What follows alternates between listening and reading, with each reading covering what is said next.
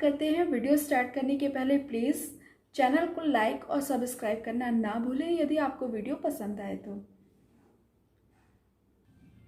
Protein जिसके बारे में इस वीडियो में हम देखने जा रहे हैं, इसमें पूरा का पूरा जो वीडियो है वो 8 पॉइंट में कंप्लीट किया गया है। मतलब इन 8 बिंदुओं के द्वारा ही हम प्रोटीन को पूरी तरीके से जान सकते हैं। पहले नंबर में उसका परिचय, दूसरे नंबर में प्रोटीन एक प्राकृतिक बहुलक होता है, इसके बारे में जानकारी ज्ञात करेंगे। थर्ड पॉइंट में देखेंगे अमीनो एसिड इन प्रोटीन किस प्रकार पाया जाता है, इसकी संरचना क्या है। फोर्थ में अपन देखेंगे प्रोटीन की संरचना। फिफ्थ में देखेंगे प्रोटीन का वर्गीकरण। सिक्स में देखेंगे प्रोटीन के कार्य। 7 नंबर में देखेंगे इससे होने वाली बीमारियां और 8 पॉइंट में हमने इसकी कुछ प्रमुख प्रॉपर्टीज या गुण धर्मों को रखा गया है जो अत्यंत आवश्यक है। शॉर्ट फॉर्म में आपसे क्वेश्चन भी पूछे जाते हैं। फर्स्ट पॉइंट है अपना इंट्रोडक्शन, हिंदी में कहें तो परिचय। प्रोटीन शब्द का सर्वप्रथम प्रयोग वर्जिलियस नामक वैज्ञानिक ने किया था। इस शब्द की खोज या उत्पत्ति ग्रीक भाषा के शब्द प्रोटियोस से हुई थी, जिसका अर्थ होता है अति महत्वपूर्ण एवं प्राथमिक। अपन केमिस्ट्री से रिलेटेड हैं तो ये किस भाग में आएगा, केमिस्ट्री की कौन सी शाखा के अंतर्गत आता है, तो ये कार्बनिक पदार्थ है। कार्बनिक पदार्थ से स्पष्ट होता है कि इसमें मुख्य रूप से कार्बन पाया जाएगा। कार्बन की मात्रा प्रोटीन में 50 to 55% की होती है, मतलब सर्वाधिक मात्रा में इसमें कार्बन उपस्थित होता है। साथ ही साथ इसमें जो अदर तत्व पाए जाते हैं वो हैं हाइड्रोजन, ऑक्सीजन और नाइट्रोजन।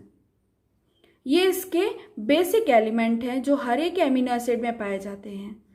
पर प्रत्येक एमिनो एसिड में जो डिफरेंस उत्पन्न होता है या अंतर अपन देखते हैं या उनके नामों का वर्णन होता है वह उसकी क्रियात्मक समूह की उपस्थिति के आधार पर होता है। ये है एमिनो एसिड की एक बेसिक यूनिट जिसमें कार्बन, नाइट्रोजन, हाइड्रोजन, ऑक्सीजन आपको दिख रहे होंगे और आर प्रेजेंट कर रहा है कि यहाँ पर कोई एल्किल ग्रुप या अदर फंक्शनल ग्रुप है जिसके प्रेजेंस के कारण ये अपना एक विशेष गुण रखता है। क्योंकि इस प्रकार की कई एमिनो एसिड की इकाइयां आपस में जुड़ करके एक बहुलक का निर्माण करती हैं। जब अपन बहुलक पढ़ते हैं तो इसी आधार पर हम कह सकते हैं कि प्रोटीन एक प्राकृतिक बहुलक है जिसमें प्रत्येक इकाई आपस में जुड़ करके बहुलीकरण की प्रक्रिया द्वारा इस बहुलक का निर्माण करती है। सेकेंड पॉइंट में देखते हैं अपन protein is a natural polymer.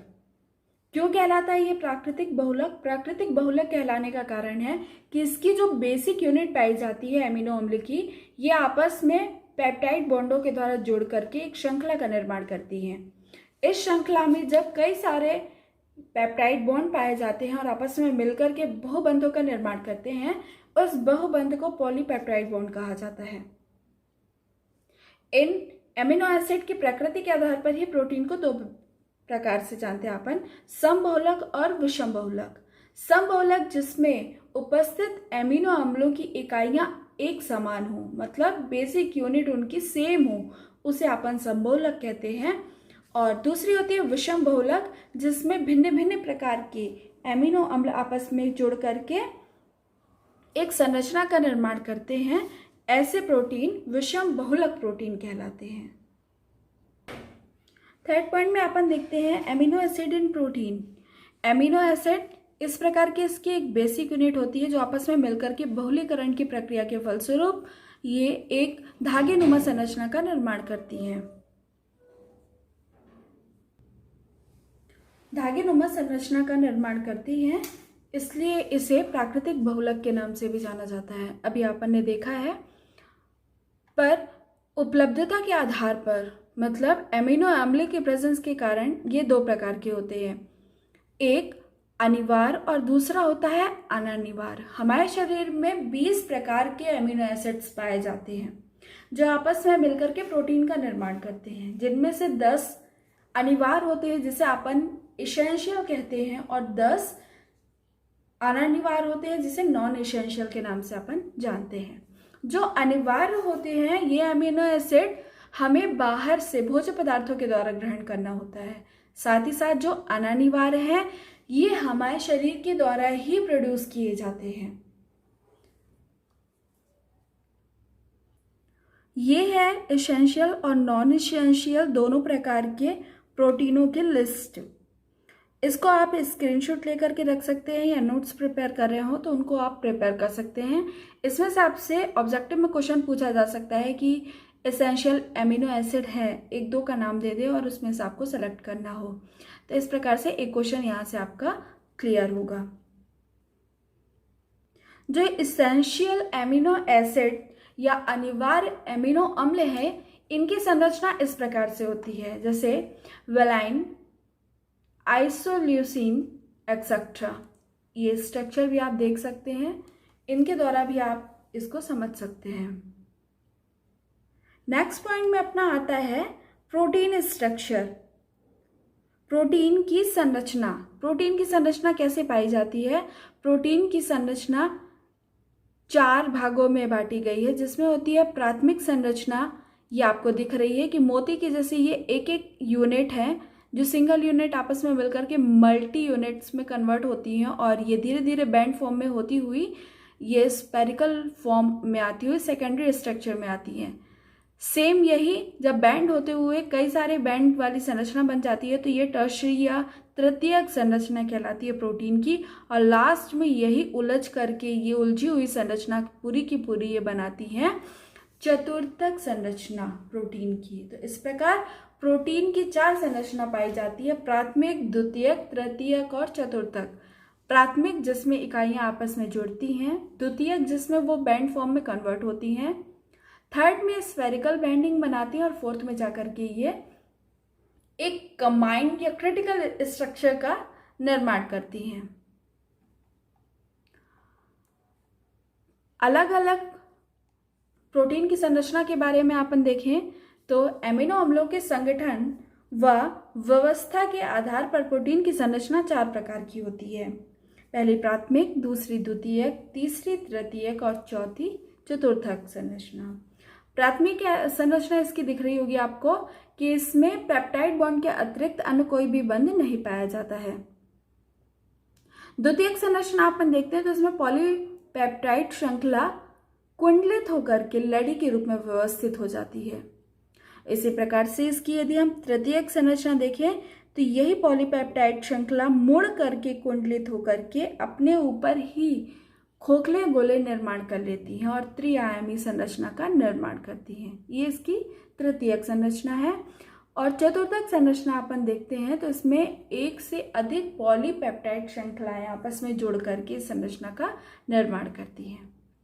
उदाहरण के लिए अपन लें मनुष्य के हीमोग्लोबिन ले लें या पौधों में पाए जाने वाला क्लोरोफिल ले लें, दोनों ही इसके बेस्ट एग्जाम्पल हैं।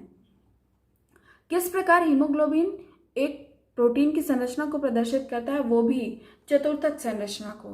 तो देखिए जो हमारे शरीर में हीमोग्लोबिन पाया जाता है, रक्त में पाया जाता है, हमारा रक्त लाल रंग जो होता है वो हीमोग्लोबिन के कारण ही होता है।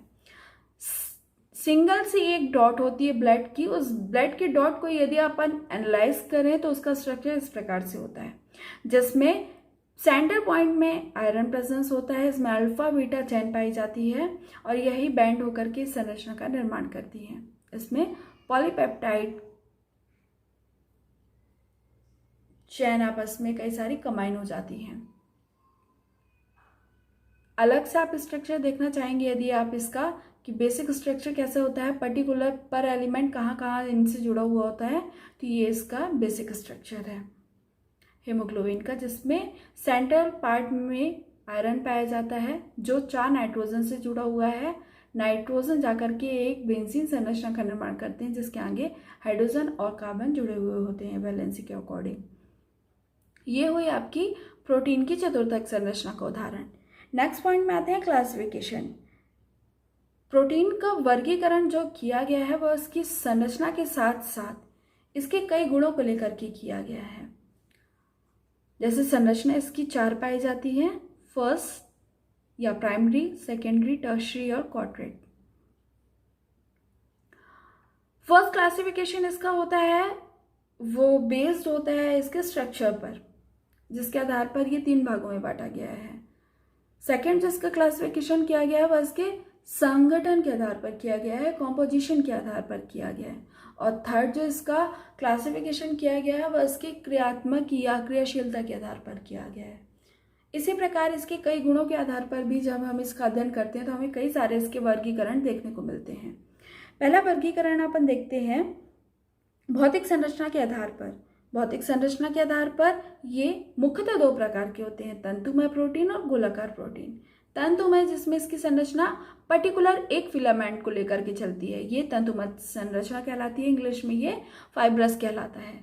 सेम एज इट इज इसकी सेकेंड स्ट्रक्चर होती है जो गोलाकार प्रोटीन होती है। जब यही तंतुमय प्रोटीन बैंड होकर के एक गोल संरचना का निर्माण करते हैं तो यह गोलाकार प्रोटीन के नाम से जानी जाती है। फॉर एग्जाम्पल अंडे में पाया जाना एल्बुमिन। दूसरा इसका क्लासिफिकेशन का आधार देखते हैं रासायनिक संरचना और संगठन के आधार पर इसका, तो ये निम्न प्रकार की होती है साधारण प्रोटीन, संयुग्मित प्रोटीन और तीसरी होती है व्युत्पन्न प्रोटीन। साधारण प्रोटीन क्या होती है? साधारण प्रोटीन वह है जो हमारे बाल, पंखों व नाखून की केराटिन वाली जो प्रोटीन होती है वो साधारण प्रोटीन कहलाती है। दूसरी जो अपनी संयुग्मित प्रोटीन है वो कहलाती है जब 2 प्रकार की प्रोटीन आपस में मिल जाती हैं। ये कई प्रकार की होती हैं, जैसे nucleoprotein, chromoprotein, metaprotein, lipoprotein etcetera. Third में देखते हैं व्युत्पन्न प्रोटीन। व्युत्पन्न प्रोटीन क्या होती है? यह पूर्व में उपस्थित प्रोटीन की आंशिक जल अपघटन और स्कंदन से प्राप्त होती हैं और 2 प्रकार की होती हैं। पहली मेटाप्रोटीन और दूसरी होती है स्कंदित प्रोटीन। मेटाप्रोटीन क्या होती है? जिसमें अम्लीय तथा क्षारीय मेटाप्रोटीन होते हैं जो जल अपघटन से बनती है, प्रोटीनों के आंशिक जल अपघटन से बनती है। इसी प्रकार जो स्कंदित प्रोटीन होती है वह किससे बनती है? ये रक्त के स्कंदन में फाइब्रोनोजन से बनती है, मतलब फाइब्रस जो प्रोटीन पाया जाता है ये इसकी बेसिक यूनिट होती है। फोर्थ क्लासिफिकेशन आता है इसकी प्रकृति के आधार पर। प्रकृति के आधार पर ये 2 प्रकार के होते हैं, अम्लीय और क्षारीय। अम्लीय जैसे ग्लूटेमिक अम्ल, एस्पार्टिक अम्ल एक्सेट्रा, और क्षारीय प्रोटीन जो होते हैं उसमें उदाहरण आपका हिस्टोन। अम्ल और क्षार में इसका क्लासिफिकेशन करने का मुख्य आधार इनमें उपस्थित आयनों को माना गया है। जिनमें ऋण आयन उपस्थित होता है उसे अम्लीय और जिसमें धन आयन उपस्थित होता है वह क्षारीय प्रोटीन कहलाते हैं। लास्ट इसका जो क्लासिफिकेशन किया गया है वह कार्य के आधार पर किया गया है। कार्य के आधार पर ये 2 प्रकार के होते हैं, एंजाइमेटिक और दूसरा नॉन एंजाइमेटिक। 6 नंबर जो पॉइंट आता है अपना वह है इसका कार्य। प्रोटीन के क्या क्या कार्य पाए जाते हैं? तो प्रोटीन का सबसे महत्वपूर्ण कार्य जो हमारे शरीर में है वो है कोशिकाओं की वृद्धि एवं उनकी मरम्मत करना। नेक्स्ट पॉइंट, जटिल प्रोटीन मेटाबॉलिक प्रक्रियाओं में एंजाइम का कार्य करता है। थर्ड, हार्मोन का संश्लेषण करने में भी सहायक। फोर्थ, हीमोग्लोबिन के रूप में शरीर में गैसीय संवहन का कार्य करता है। आवश्यकता पड़ने पर यह ग्लूकोज की कमी होने पर शरीर को ऊर्जा प्रदान करने का भी कार्य करता है। नेक्स्ट, एंटीबॉडीज के रूप में शरीर की सुरक्षा करना। अभी जो कोविड-19 का ये दौर चल रहा है इसमें कई सारी चीज़ों से हम अपने शरीर को प्रोटेक्ट करना चाहते हैं। प्रोटेक्ट करने का मतलब यही है कि हम अपने शरीर में एंटीबॉडीज़ को डेवलप करें। ये एंटीबॉडीज़ सीधे से सीधे किससे रिलेटेड होती हैं? आपके प्रोटीन से। तो ज़्यादा से ज़्यादा आप अपने खाने में प्रोटीन की मात्रा को बढ़ाइए। ये हुए इसके प्रमुख कार्य। अब देखते हैं इससे होने वाली बीमारियां। प्रोटीन की कमी से होने वाली मुख्य रूप से 2 बीमारियां हैं, या यूं कहे कि यह खान पान से संबंधित बीमारी होती है। यदि आपका खान पान सही नहीं है तो आपको ये बीमारियां जरूर होंगी क्योंकि आप में प्रोटीन की कमी होगी। ये 2 बीमारियों का नाम दिया गया है, क्वाशियोरकर और मार्मस, जिसमें एक में क्वाशियोरकर जो है उसमें आपका शरीर जरूरत से ज़्यादा फूल जाता है पेट निकल आना और भी ऐसे लक्षण जो आपको स्पष्ट रूप से देखने में प्रदर्शित हो जाते हैं कि यह कुपोषण का शिकार है। इसी का दूसरा रूप होता है जिसमें बच्चा पूरा का पूरा सूख जाता है। ये बीमारी मुख्यतः 6 से 18 साल की उम्र में बच्चों में ये देखने में पाई जाती है, जिसका मुख्य कारण माना गया है कि स्तनपान से वंचित। स्तनपान का मतलब ये है कि इनको जो प्रोटीन स्टार्टिंग में मिलना चाहिए इनकी शरीर में एंटीबॉडीज डेवलप करने के लिए, वो इनको नहीं मिला। उसकी कमी के कारण इनको इस प्रकार के रोगों का सामना करना पड़ता है। ये आपसे एग्जाम्पल भी पूछता है एग्जाम में, साथ ही साथ कॉम्पिटिटिव एग्जाम में आपसे पूछता है कि ये बीमारियां किसकी कमी से होती हैं। लास्ट पॉइंट में देखते हैं इसकी प्रॉपर्टीज। तो इसकी कई सारी प्रॉपर्टीज हैं, संख्या के आधार पर भी ये कई प्रकार के पाए जाते हैं। जैसे एक पॉलीपेप्टाइड श्रृंखला जिसमें केवल 40 अमीनो अम्ल लंबाई में व्यवस्थित रहते हैं। दूसरा विशेषता, इसकी विशेषता क्या है कि प्रत्येक जीवित वस्तु में पाया जाता है, चाहे वो पौधे हो चाहे इंसान हो, हर में प्रोटीन प्रेजेंस है। विशेषता के बाद हम देखते हैं इसका अणुभार। अणुभार इसमें क्योंकि ये एक पॉलीमर है, पॉलीमर जिसमें कई सारी मोनोमर्स आपस में मिलकर के इसकी संरचना का निर्माण करती हैं, तो इसके आवश्यकता के अनुसार इसमें वो एमिनो एसिड ऐड होते जाते हैं, जिसकी अधिकतम संरचना या अधिकतम इसका जो अणुभार होता है वह इतने डाल्टन होता है। फोर्थ पॉइंट में देखते हैं विलेयता। दो प्रकार के होते हैं, कुछ ऐसे होते हैं जो जल में विलेय भी होते हैं, बट ज़्यादातर जो प्रोटीन पाए जाते हैं वो जल में अविलेय ही होते हैं, और ये उभयधर्मी प्रकृति को भी प्रदर्शित करता है। सबसे लास्ट में सबसे मेन पॉइंट मैं देखना चाहती हूँ और साथ ही साथ आपसे भी बात करना चाहती हूँ इस पॉइंट में, प्रोटीन का विकृतीकरण। ये क्लास 12 के क्वेश्चन में बोर्ड एग्जाम में ये काफ़ी पूछा जाता है कि प्रोटीन के विकृतीकरण से आप क्या समझते हैं। जैसे प्लास्टिक है, यदि हम उसको गर्म कर दें तो क्या हो जाएगा, पूरा मेल्ट हो जाएगा। मेल्ट होने का मतलब है कि वह अपनी संरचना से पूरा का पूरा बिगड़ जाएगा। जैसे कोई डिब्बा है प्लास्टिक का, यदि हमने उसको आंच पे लगा दिया तो वो उसकी जो शेप है वो डिस्ट्रॉय हो जाती है, फिर हम जा करके भी उसे उस शेप में नहीं ला सकते। सेम एज होता है अपना प्रोटीन। ताप की प्रक्रिया के फलस्वरूप या किसी ऐसे पदार्थ के साथ क्रिया करा देने पर जिसका टेम्परेचर या जिसकी प्रोसेस ये सहने में असक्षम होता है, तब ये अपना संरचना इस प्रकार से डिस्ट्रॉय कर देता है। और प्रोटीन की नियमित संरचना का विकृत होना ही इसका विकृतीकरण कहलाता है। विकृत मतलब किसी भी चीज का डिस्ट्रॉय होना या नष्ट होना, जिसे पुनः प्राप्त ना किया।